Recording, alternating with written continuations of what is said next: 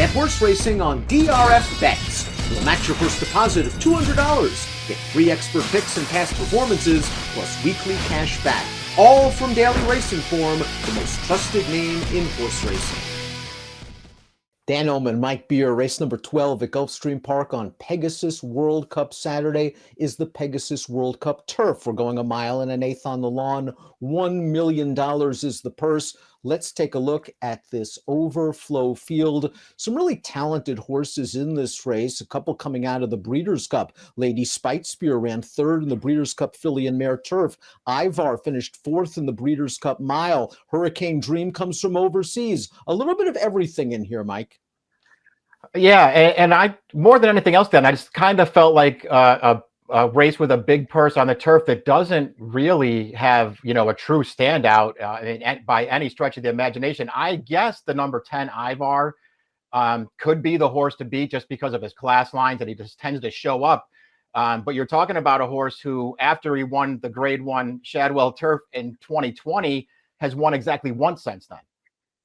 And you can argue that maybe a mile is his best distance, not 1 1/8. He certainly has strong buyer speed figures. Pace could make the race. Let's throw up the Timeform US Pace projector. The number 3 Atone got loose last time out in a third level allowance at Aqueduct and put that field to sleep.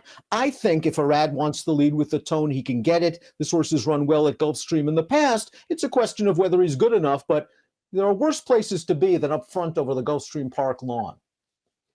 Yeah, I'll agree with that. I do think he can get there if they decide that they want it.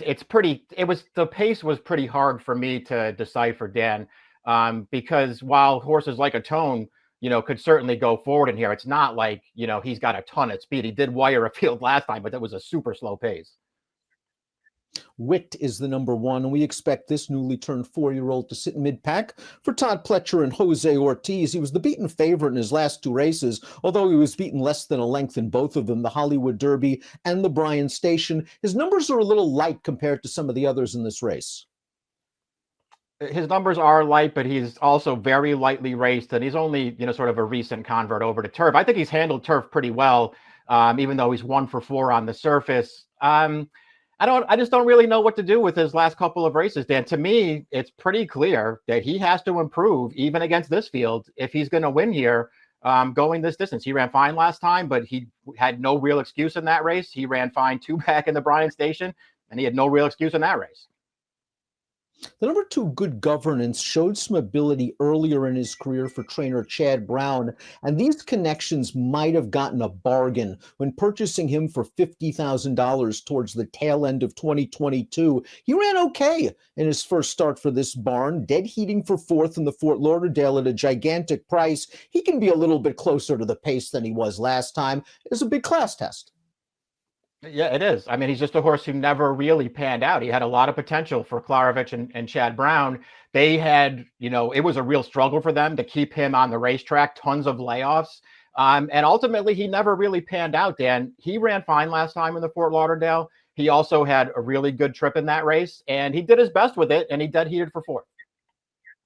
Atone broke a long losing streak last time out, although in the interim between wins, he ran 2nd in the 2021 Fort Lauderdale, 4th in the Pegasus World Cup Turf last year. He occasionally shows up with good performances in these graded stakes efforts and a nice confidence boost in this race last time out at Aqueduct. Mike mentioned the pace was slow. Listen, they ran 1-2 all the way around the track in here, beating a couple of next out winners. Atone got 100 buyer. Take it with a grain of salt. He got the best trip. Yeah, he was immediately loose on the lead, and even if you didn't watch the replay, what you're seeing now, the fractions of the race tell the story. He went very slow early, then he went 22-2, 11-2, and he gave this field no chance. He just had plenty left to sprint through the stretch in there. Good performance. He's a little bit of an underrated horse. He's never, really been graded stakes class. So we'll see if he works out the right trip and can get a big piece of this. And perhaps he's found himself at a mile and an eighth. They were really interested in keeping him at a mile, mile and a 16th. Last time out was stretching him out where perhaps he can use his speed a little bit more. Hurricane Dream is the number 4, and this is a horse, a stakes winner overseas, multiple Group 2 placed, and not sure 2 below top class, but he's making his first start in North America for Graham Motion, and he's coming out of a very live race. He was simply overmatched last time out in that Group 2 at Longchamp. The 6th place horse came back to win a Group 2. The 10th place horse ran second in the Hong Kong Vase. Yeah, and a little too tough last time. Prior to that, his form was good, but it wasn't great, and he wasn't running, in the best races over there. I don't know about you, Dan. I just went and, sort of went through some of his races, particularly last year as a 5-year-old, and just wasn't really taken with this horse. I realized that their Team Valor is shipping him over here and running him in a really good spot because there are no stars in here. But I just personally wasn't taken with his form over in France. He does seem to have good tactical speed. If you watch his race 3 starts back in France, he found himself in the second flight. I thought the trip was there. He eased 3 wide into the straight. He had a big look, and as he found in a lot of his races, there was 1 or 2 better. The 5 is one more bid going out for Ryan Hansen, seeking his 3rd consecutive win. This is a late bloomer, and let's watch his last start. I like this horse's tactical speed. This is the Mathis Mile at Santa Anita. The pace wasn't especially fast. He got right up close to it, and he guts it out, although you could argue the runner-up was up against it from a pace standpoint. Yeah, that's certainly true. The horse that winds up finishing second to him, who is a pretty good horse in his own right, just couldn't quite get by him here. This horse is a lot like Witt, though, down on the rail. That it'll probably be a bigger price than that horse. Very lightly raced, only switched over to turf recently. He's handled it really well. He could fall into a good trip in this race, and he's going to be a big price. Lady Spitespear just got good towards the end of 2022 for trainer Roger Atfield. She won 3 in a row, and then she ran a surprisingly good 3rd in this race, the Breeders' Cup Filly and Mare Turf. Now, she got overall a pretty good trip in here, as you see. The rail opens up. She's going to shoot on through, but she was also close to a pretty fast pace set by a pretty good horse in an Italian. Yeah, I mean, listen, she ran well in here. And if you want to say it's the best race she's ever run, then I won't argue too hard with you, Dan, but I'm still just off of this race. I'm not going to do a total 180 on this horse. To me, I've never felt like she wanted to go longer distances. I'm still not sure that she's not a better synthetic horse than she is a turf horse.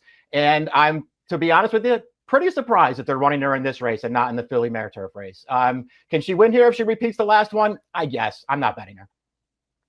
Graham Motion also will send out the 7 Speaking Scout along with Hurricane Dream. This one's won 2 of his last 3, including the Hollywood Derby last time out, going a mile and an eighth. Witt's going to run 3rd. Speaking Scout's going to come from out of it in here. He's held up a little bit at the 3/16. He needs somewhere to run. When he does find the running room, he comes home nicely. Yeah, wins this race pretty convincingly after the trip really works out. That's Witt, sort of widest in the green, who's making up late ground. The thing that's tough to decipher about Witt in that race, Dan, is Witt was always ahead of Speaking Scout in that race until they got to the stretch. Speaking Scout ran right by him, and then Witt came running again at the end. I thought that made it tough to decipher his trip. I thought Speaking Scout ran really well in there, though, and I think he's a horse who's getting better as time goes on. I think that's really important. Down from Canada is the number 8, Who's the Star. This horse has won 3 in a row. He has won 5 of his last 6. He has won on turf, but his last 3 wins have come on the Tapeta at Woodbine, including this dead heat effort in the Grade 3 Valedictory going a mile and a half, and he is coming widest and fastest to tie for the win, and that is his running style. He has no early speed. Yeah, this is what he's going to be doing on Saturday as well. He's going to come around the outside here and try to drive this field down. I'll be honest, Dan, I spent a lot of time trying to talk myself into this horse because his recent form is really good. And I know his faster races came on the all-weather, but his turf form was also good. I just hate his running style. I think it's going to be really hard for him to sweep up a field like this one, but I still want to use him somewhere at a price. The number 9 Decorated Invader was a very good 3-year-old on the turf in 2020 for Christophe Clement. He won the Cutler Bay here. He won the Pennine Ridge, the Hall of Fame. He ran some big races. Unfortunately, he missed a lot of time due to layoff, and he's run okay since coming back for Clement. Recently second in the Fort Lauderdale. I think he's good enough on his best to win this race, and I love the fact that he has the sort of speed where Junior Alvarado can put him wherever he wants. Yeah, that's probably true. He could probably fall into the right trip again in this race, which he did, by the way, in that Fort Lauderdale last time. He had post 12, and it just didn't matter. He got forward. He was in a perfect trip, tracking the pace setter in there, and he was no match for City Man through the stretch, but he still ran fine in that race. I don't know, Dan, the more I look at him, the more I kind of feel like he was a good early 3-year-old. He never got better after that, and I think it's going to be really hard for him to win this race. The 10 Ivar has earned 5 triple-digit Beyer speed figures out of his last 6 races. He's competed in the last 3 editions of the Breeders' Cup Mile, and he's been beaten, a combined 5 lengths, less than 5 lengths in those 3 races. You watch his Breeders' Cup Mile, you're not going to get a better trip like that, though. He sat right in mid-pack, big hole opened up, turning for home. He shot on through, and for the briefest instant, it looked like Ivar was a winner, and he got tired late. I respect this horse a lot. I'm a fan of his. I'm worried about 1 1/8 at a shortish price. I don't really have anything to add, Dan. Maybe he's the horse to beat in here. I'm worried about the added furlong in this race. And I just don't know that I want to take a short price on him. And I guess he could be the horse who winds up going favorite in here. I have no knocks on his recent form. I know he doesn't win a lot of races, but he shows up every single time. And mostly it's against way better horses than this. I think turning back in distance is going to help the 11 Masterpiece. Not that he's run poorly going longer. He ran just fine 2 starts back in the Del Mar handicap at 11 furlongs, and he was just overmatched in the Breeders' Cup Turf last time out. But he seems to run well as a late kicker at 1 1/8. The question is, does he get enough pace to set him up from the back of the pack? I like that way of looking at him. I think that's a really good point and something that you at least want to consider with this horse. Can he get the right trip and beat this field? I don't know. I guess that's a real question, but I don't think I'd be shocked if it happened. There was a time when Chad first got him over here where I felt like he was going to be pretty good, and it never really happened for him. But since they sent him out to California, he's been better.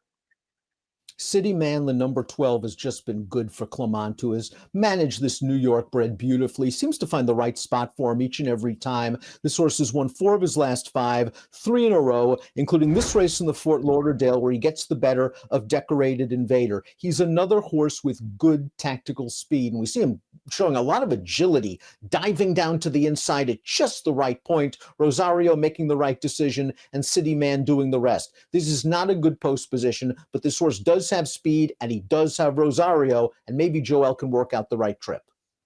Yeah, that's going to be key to this horse, I think, because his form, particularly last year as a 5-year-old, was super. This horse he was always okay. He got really good last year. There were 2 races basically throughout 2022, Dan, where it looks like he didn't run well. One was the Fort Marcy, which was run on a total bog that he obviously hated. And then the Kingston after that, where he got totally skunked in the stretch, or else he was going to win.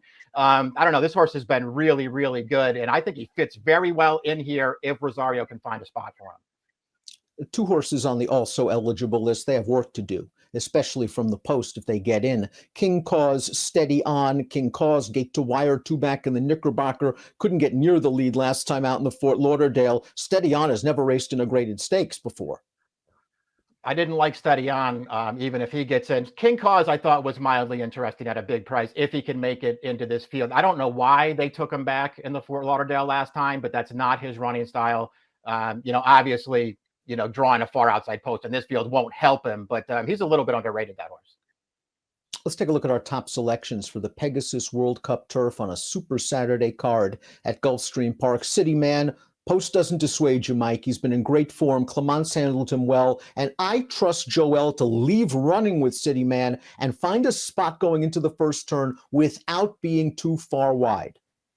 Yeah, I trusted him too. The other good thing about City Man, and what really helps Joel's cause in that regard, Dan, is he's extremely versatile. He can be forward. If you take him back, he will make a run from off the pace as well. He just needs to get a clean trip in here. I love his recent form. I think he fits really well in this field. And I just didn't think he'd be the favorite. That's why I took him. I respect Cityman. I respect Lady Spitesphere. I respect Ivar. I want a little bit of a price on the pace horse. I think Atone's going to make the lead in here. He does have to answer a question. Is he good enough? Maybe 8-1 is fair, a little bit more on Atone in the Pegasus World Cup. 12, 10, 8, and 4 for Mike. 3, 10, 6, 12 for me. Best of luck.